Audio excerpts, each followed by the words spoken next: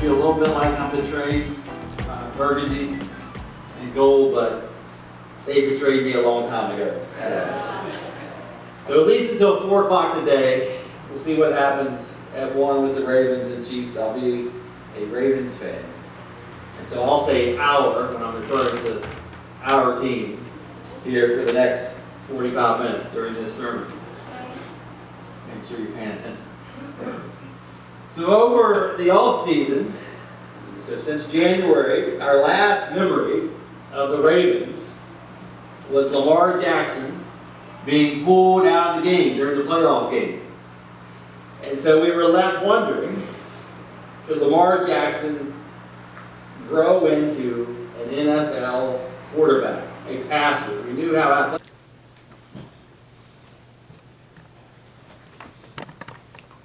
Well, speaking of songs, listen to these lyrics and see if you can guess what genre they come from.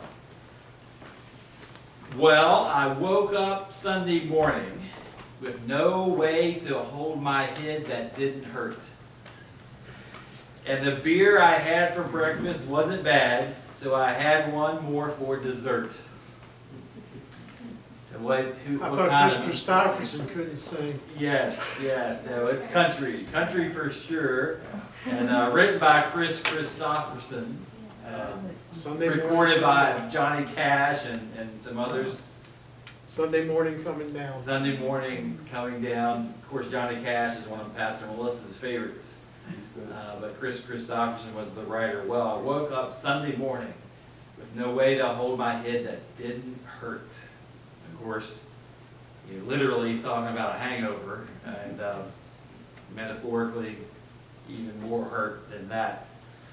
Pastor Melissa and I have been watching the Ken Burns special on country music, and what we've discovered, which is not a surprise, is many of these songwriters and artists, many of her favorites, really just like her friends growing up too, they all had troubled pasts. And and when they wrote from those troubles, I mean, we get some of the classic country songs, and I guess that's really the same across music, across genre. But these, and whether it was self-inflicted, from drinking or drug abuse, or whether it was from extreme poverty like Loretta Lynn and Patsy Cline and others, the Carter family that seemed to make their way through the whole series. Just some incredible stories of hurt and pain. And then the intersection that we discovered faith as well. And a lot of them sang on Sunday mornings in church, or played their instruments even in their parlor or their living room, or whatever they called that, or their front porch. And so you could hear the pain coming out, but also see the hope of Sunday morning. But definitely highlighted in this series is the intersection of life and art, or art imitates life, or vice versa. And in reality, and even today, we can relate to some of those songs, or at least we've had seasons that we can relate to some of those songs. And as I mentioned, Melissa's friends, I'm kidding about that halfway, but ourselves personally as well. And so maybe, and hopefully, you're not having hangover hurts at this part of your life, but maybe you are. But certainly, we do have hurts and hang-ups and hiccups that we've mentioned, and struggles and challenges. And many times you might even say to yourself, man, my life would make a beautiful country song. Maybe your dog has died, or your loved one has left you, or you're experiencing some financial troubles, or issues at work, or friendships, whatever the case might be. A lot of times we can relate to those lyrics. But if you're in a season that is not so much a country song, but maybe a classic, or a classical, or a symphony, because everything's running so smoothly and beautifully, or maybe it's a jazz tune, and we can look at you and with awe, then good for you and great for you. But just keep in mind that if you're past that phase in life, or you're in a good season, many people out there are not, and their life is a country song. And again, it doesn't matter whether it's a hangover hurt or a hurt from, some other area of their life, it's hurts nonetheless. And for that, and with that, if we discover, if you and I discover that we belong in Christ, and we have a relationship with Christ by the grace of God, and we've accepted that for ourselves, and we've said yes to Jesus, and we've already started to experience some of that transition from a country song to a jazz song, and our life is flowing in the right direction, then we don't stop there. And we don't just say, wow, I belong in Christ, case closed, I'll wait for the glory day. No, that's not how we operate as people of faith. We continue to want to grow in our relationship with Christ, and we do that in community with one another, and we try to discover ways that same grace that called us into relationship with Jesus helps us to grow and to develop our relationship with Christ and others in faith. And then further, and maybe I don't want to put any values on this, that's not how God's grace works, but maybe just for our purposes tonight, since we're talking about share, it's the critical component of discipleship is that you don't hold that for yourself. If you hold God's grace for yourself and say, it was good enough for me, but I'm not going to give it away to others, then we missed the whole point, and we probably never belonged in Christ to begin with. And so we have to take an attitude of wanting to share this with others. I mean, why in the world would we not want to share the antidote, the balm of Gilead, with a hurting world? And so it is what we are called to do. And in fact, what Charles Wesley's saying in his beautiful non-country song is he's saying he can't help himself. He is so much belonging in Christ and community and so thankful for the grace of God. He can't help himself to use his one voice, and if he had 1,000, he'd use them all. And so that's really the part that we want to get to, in the phase in life in Christ that we want to get to, is that we belong in Christ so much, and we've grown so much in that love of Christ and love of neighbor that we can't help ourselves. And it's critical and it's important that we share that with others. And we don't have to, you don't have to be a biblical scholar. You don't have to have all the answers. You don't have to be an extrovert. You don't have to be a marketing major to be able to share the love of Christ with your neighbor or the stranger or with people that you come into contact with. You just have to be able to share life.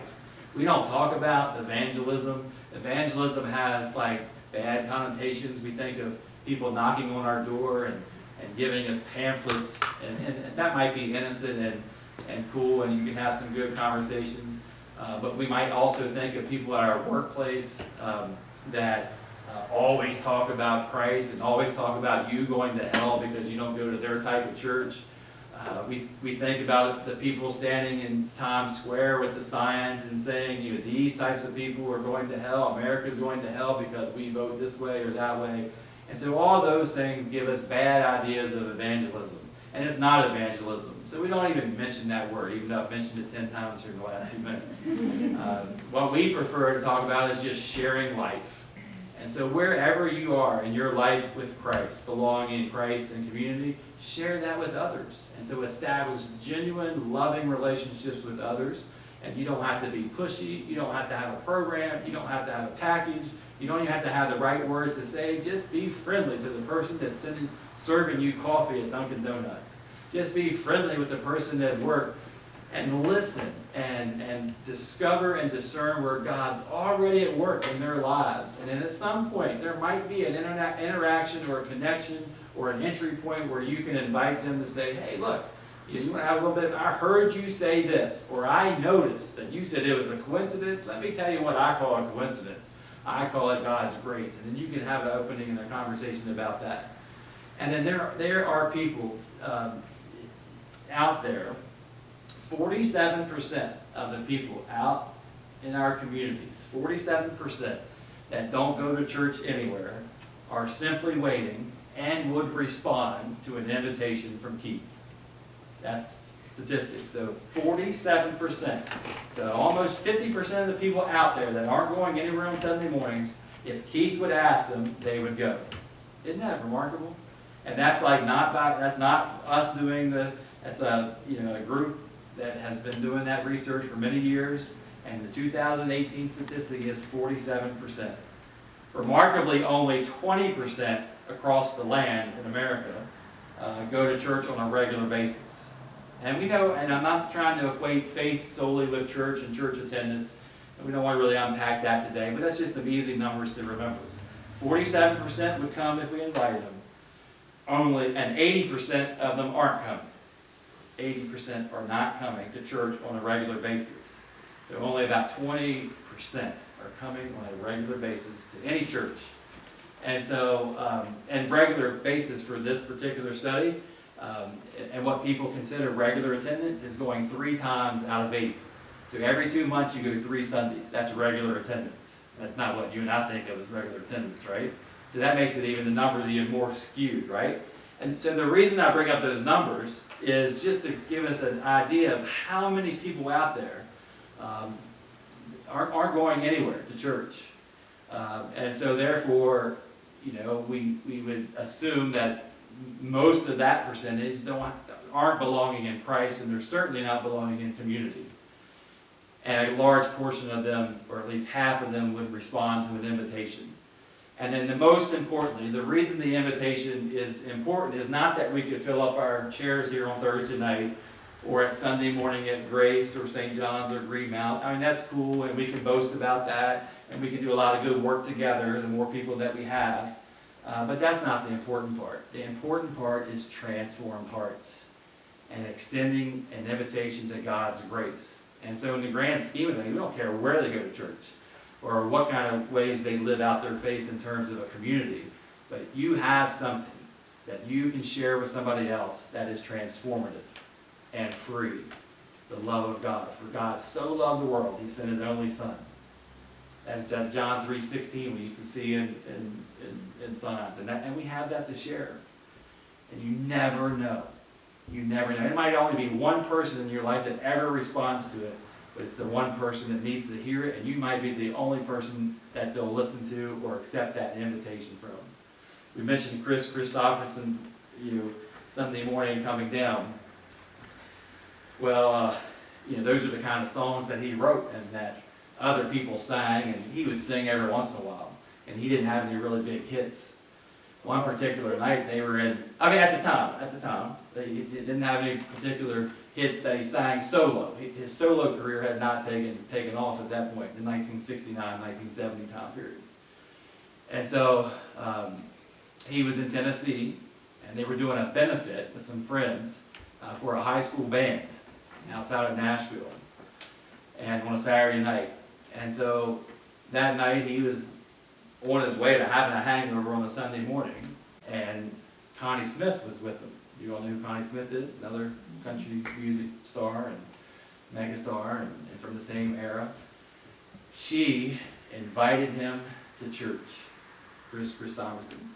Now, he was estranged from his family, and he had been drinking and all that other stuff. For many years, he hadn't set foot in a church other than for a funeral in 25 years. But Connie, we can imagine, was sharing life with him over and over again, inviting him over and over again. This one particular Sunday morning, he goes. While they're in Nashville, he goes to her church. And while they're sitting there, the preacher's preaching, and at the end of the sermon, he's doing one of those southern altar calls where they open the doors of the church, is what they call it. And he remembers thinking, as the preacher's inviting people to come forward that want to accept Christ or feeling like they are helpless, he was like, there's no way in heck I would ever go down front. The next thing he knew, he was down front. And then the pastor lays hands on him as he's kneeling down, and he says, are you ready to accept Jesus?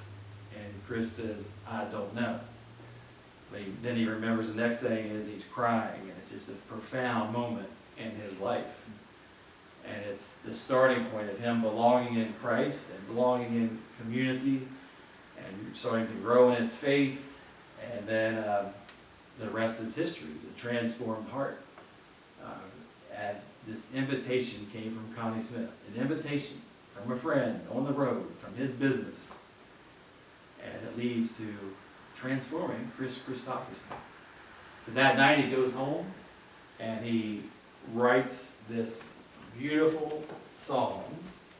That's a long way off from, well, I woke up Sunday morning with no way to hold my head that it didn't hurt. All because of God's grace, but an invitation from Connie Smith, her sharing life with Chris and inviting him and then letting God do all the rest. And that became his first and his biggest selling single solo singing hit. He had many more that he wrote for others. And he closed out all the shows. Melissa prefers when he sings it with Willie Nelson and Waylon Jennings and all those guys. But just a beautiful, beautiful words. And the words for us that to take really to heart is, he says, try, in the last verse, try me, Lord, if you think there's a way I can try to repay all I've taken from you. Maybe, Lord, I can show someone else what I've been through myself on my way back to you. And so again, that's that point. If you've accepted and if I've accepted God's grace for myself, then we need to show it to other people. And so the Lord can help us to do that too through God's grace. And so I invite you